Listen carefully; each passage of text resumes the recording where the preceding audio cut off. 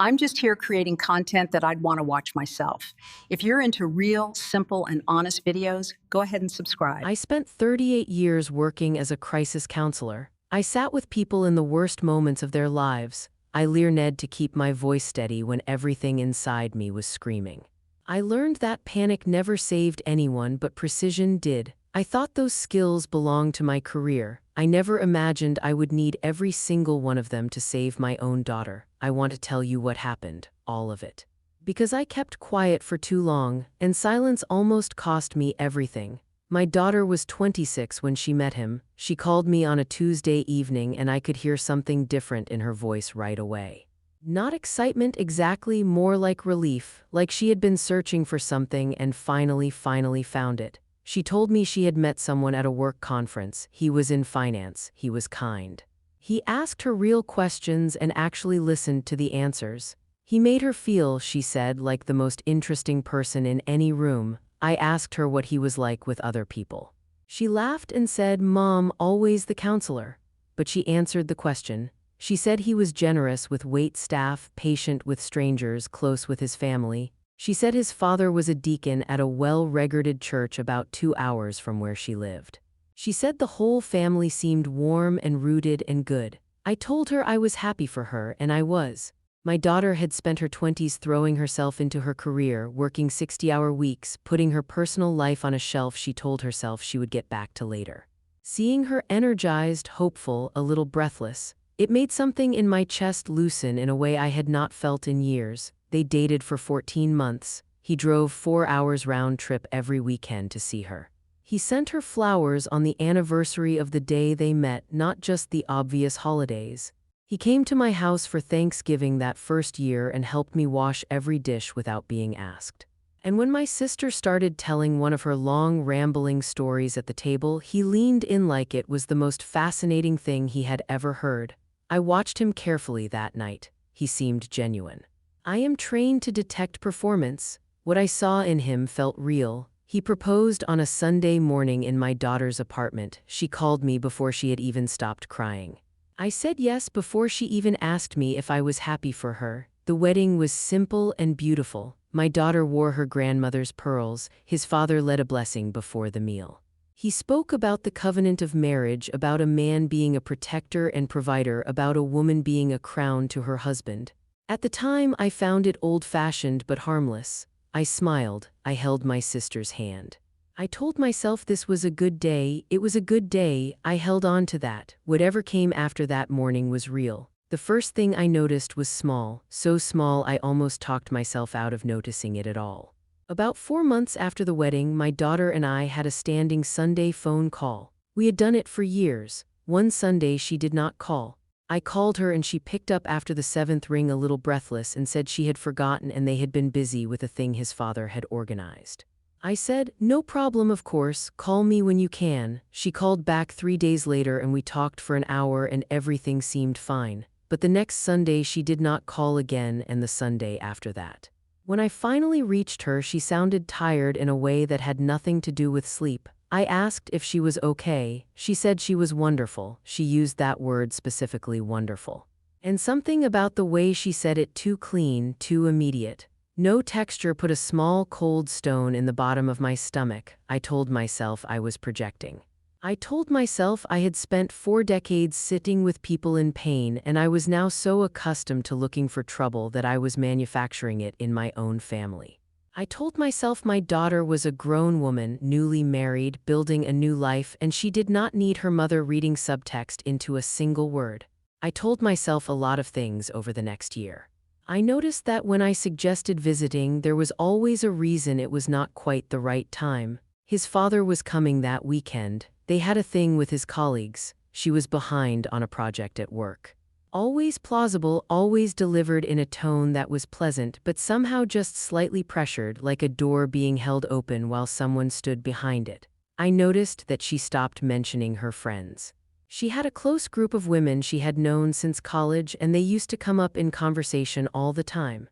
This one's new job, that one's baby, the group chat always going, and then slowly, quietly, they stopped. When I asked about them, she would say something vague. They had all gotten so busy, people grow apart. She said it like she was reciting something. I noticed that she started deferring to him in small ways that added up.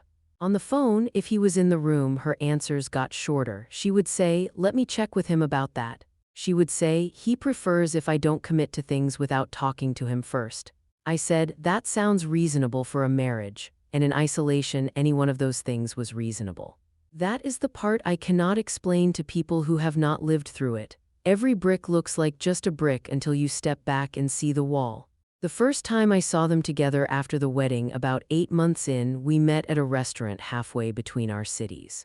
My daughter had lost weight, not dramatically, but enough that I saw it when she walked in, and something moved through me fast and uncomfortable before I smoothed it down. She was dressed beautifully, hair done. She looked to anyone glancing over like a happy young woman having lunch with her husband and her mother. He was charming at that lunch. He asked me about my work, my health, my plans for retirement. He refilled my water glass. He touched my daughter's hand when she spoke and smiled at her in a way that looked like tenderness. But twice she started to say something and he interrupted her. Not rudely, just smoothly redirecting, taking over the sentence and finishing it in a slightly different direction than where she had been heading. And both times she stopped. She did not push back, she did not even seem to register it. She just stopped like a clock that had learned to stop itself before the alarm. I drove home that evening and sat in my driveway for 20 minutes before I went inside. I started paying closer attention after that. I started calling more often at unexpected times. Sometimes she answered, sometimes she did not. When she did, I listened not just to what she said, but to what she did not say.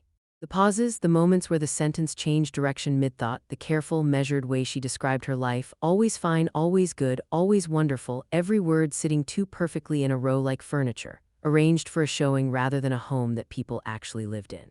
I called an old colleague of mine around this time, a woman who had specialized in coercive control for most of her career. I did not tell her it was about my daughter. I framed it as a professional consultation. She listened to what I described and was quiet for a moment. Then she said, "You already know what this is. You are just hoping I will tell you you are wrong." She was right. I did know, and she did not tell me I was wrong. What I did not know yet was how bad it had gotten inside that house. My daughter was protecting me, she told me later. She said she knew if she told me the truth I would act, and she was terrified of what he would do if she gave her a reason. She had already learned, in ways I was not privy to, exactly what he was capable of. He had never raised his hand to her at that point. What he had done was methodical and quiet. He had monitored her phone, not secretly, openly, like it was a reasonable thing, like transparency in a marriage meant she owed him access to every text, every call, every search. He had moved their finances so that her paycheck went into an account he managed, and he gave her a monthly allowance. He had told her which clothes were appropriate and which were not, framing it as caring about how the world saw her. He had slowly, patiently made her world smaller until the only thing left in it was him and what he approved of, and his father had helped. This is the part that still makes my jaw tighten when I think about it. His father was not in the dark. He was not a bystander who did not know what was happening in his son's marriage. He was counsel, he was cover.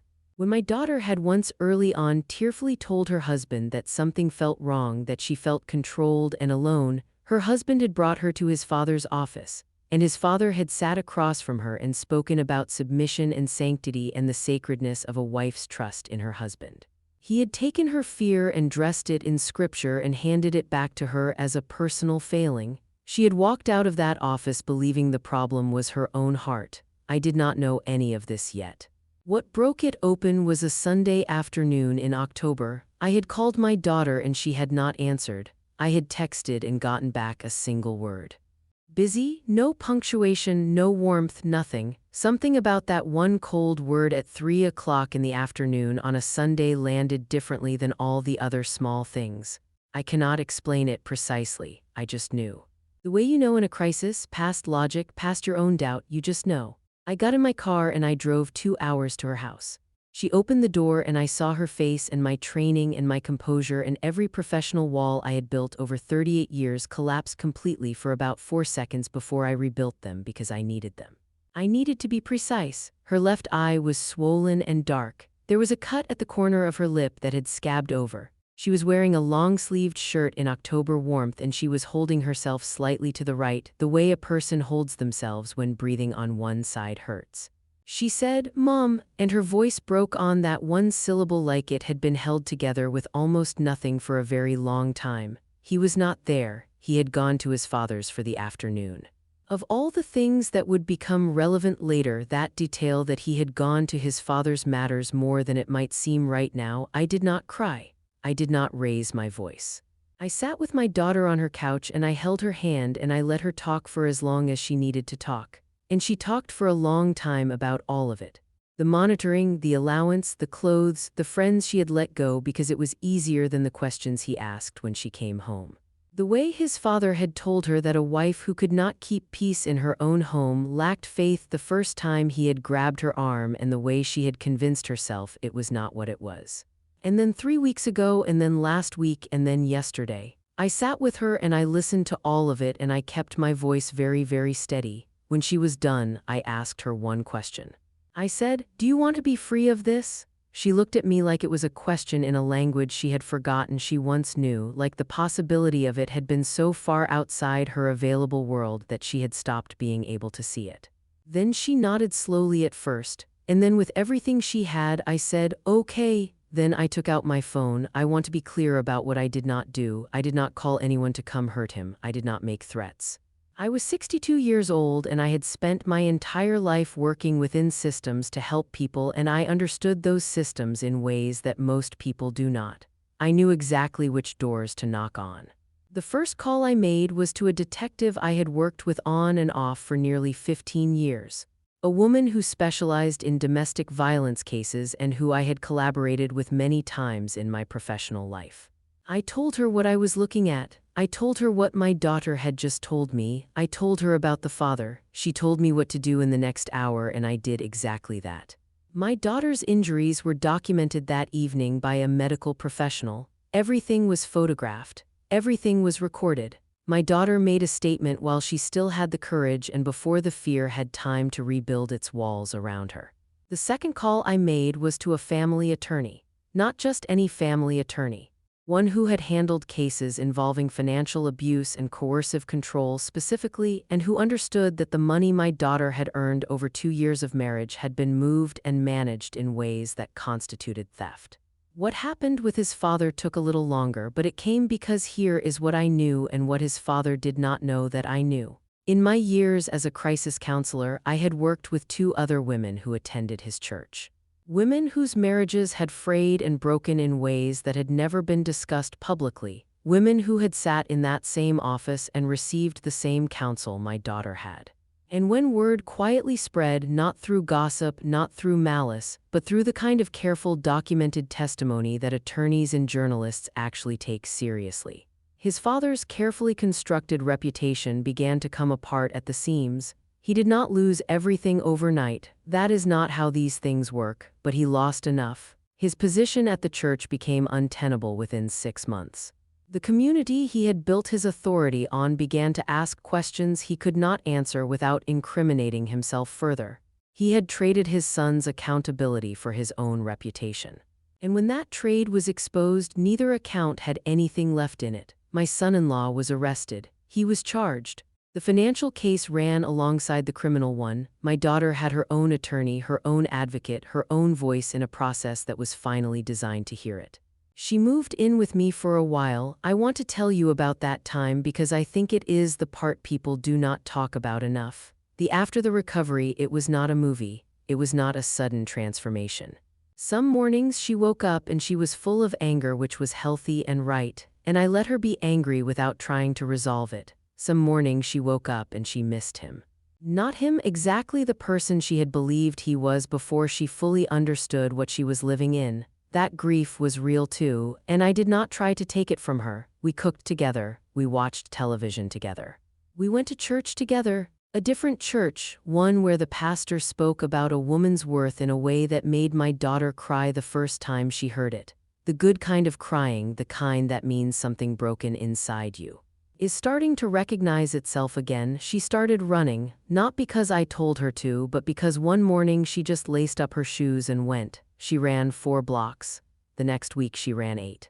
By spring, she was running 3 miles every morning, and I would watch her come back through the door with her cheeks flushed and her breathing hard and that particular expression on her face. Not happiness exactly. Not yet, but something more fundamental than happiness. Something like the memory of who she was before someone spent 2 years convincing her she was nothing. She is her own woman now. She has her own account, her own apartment, her own friends who she sees when she wants to and calls when she needs to. She calls me on Sundays and she never misses the call. I am 63 years old. I have seen a great many things in my work and in my life, and I have made peace with the fact that I cannot fix everything, cannot reach everyone, cannot always act in time. But I am grateful. I am deeply and specifically grateful that when my daughter needed me to see her clearly, I was not so far inside my own hope that I could not see what was actually there. Because hope is a gift, and hope is also a place you can hide when looking directly at the truth feels like more than you can bear. If you are watching this and something in this story feels familiar, not like a movie, but like your own kitchen, your own phone, your own voice getting smaller in your own house, I want you to hear me. You do not have to wait for it to become undeniable before you reach out to someone. You do not have to protect anyone from the truth of what is happening to you. The people who love you, the ones worth keeping, they would rather know. And if you are a mother or a sister or a friend and you have a quiet feeling about someone you love, trust that feeling. Do not wait for proof you can photograph. The proof comes later. What matters is the conversation you start today.